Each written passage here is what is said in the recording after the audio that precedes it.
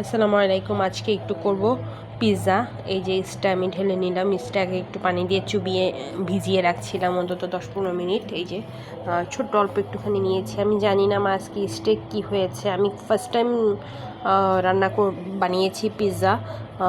দেখতে থাকেন, আমি যেহেতু এখন ভয়েস দিচ্ছি তো আপনারা দেখতে দেখতেই বুঝে যাবেন যে অল্প একটু পানির মধ্যে আমি ইস্টটা 1 টেবিল চামচ হবে না, অল্প একটুখানি ভিজিয়ে রেখেছি। আর 1 কাপ পরিমাণ ময়দা, একটুখানি দুধের গুঁড়া, সামান্য লবণ, এই যে পরিমাণ মতো লবণ, আপনি আপনার টেস্ট বারের মতো যেভাবে পছন্দ করেন লবণ, আর এই তেলটা একটুখানি দিয়ে দিয়েছি। এখন মিক্স করব। এর আগে এই যে ইস্টের পানিটা আমি দিয়ে দিব। এর আগে আমি মেখে নিচ্ছি। এর সাথে অল্প একটু চিনি দিয়েছি। মনে হচ্ছিল যে চিনি দিলে ভালো লাগবে, কিংবা আমি কোনো রেসিপি দেখিনি, জাস্ট রেগুলার সবসময় যেভাবে করি, মোবাইল স্ক্রল করতে করতে দেখি ওইখান থেকে একটা নেওয়া। এই যে মাখা শেষ হয়ে গেছে প্রায়, যেভাবে মুট করলে বুঝতে পারবেন যে হয়েছে কিনা।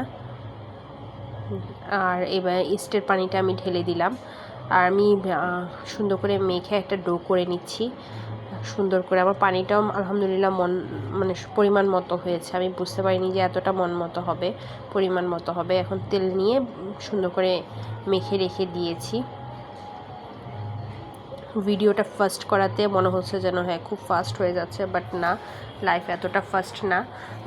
সবার সময় মতো হবে না দেখে আমি এই জন্য এত ফাস্ট করে দিচ্ছি। এই যে এখন ওভেনের মধ্যে রেখে দিলাম।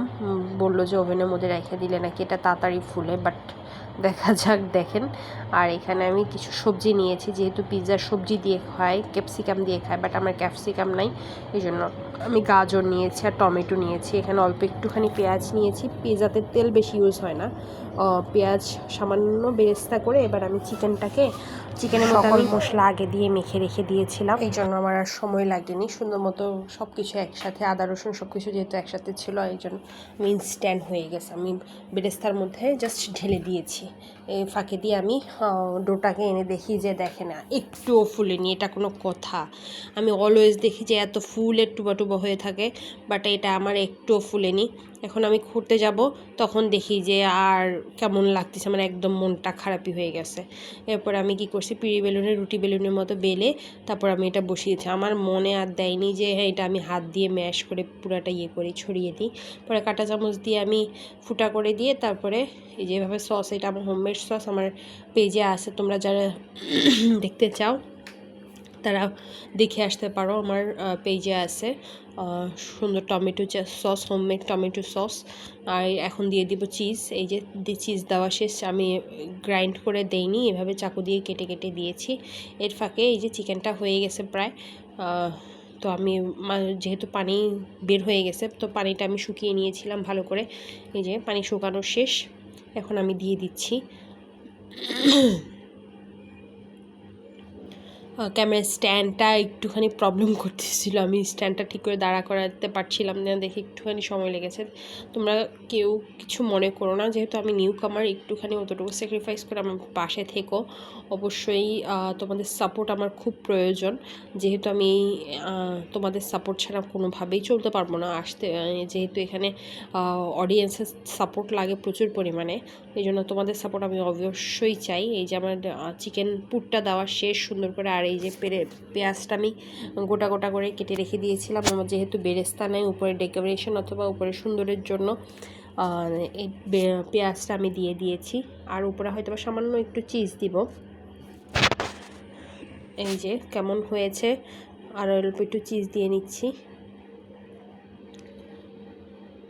আমি ক্যামেরার মধ্যে চিজ সেভাবে দিতে চাইনি, আমার লজ্জা লাগছিল, বাট তোমরা হাসাহাসি করবে দেখে আমি ওই জন্য অফ ক্যামেরায় দিয়েছি। এই যে আমার দেওয়া শেষ, চেক করলাম যে কেমন হয়েছে, খুব সুন্দরভাবে দেখছি যে হচ্ছে। এই যে ফাইনাল হয়ে আসছে, আমি এখন বের করে ফেলবো। এই যে ফাইনালি কেমন হয়েছে দেখো তো। আমার কাটবো তখনই বাচ্চাটা ধরতে আসছে, দেখে যে গরম, এখনও তো গরম, তাই আমি মাত্র বের করছি, এই জন্য গরম। আর ওই যে সসটা এনে রেখেছি, বেঁকে দিব বাটে। এই যে আমি আরেকটা ভুল করছি, দেখো আমি প্লেটের মধ্যে না আমি তেলই লাগাই নাই, কি যে একটা ঝামেলায় পড়ছি এটা উঠাইতে যায়া।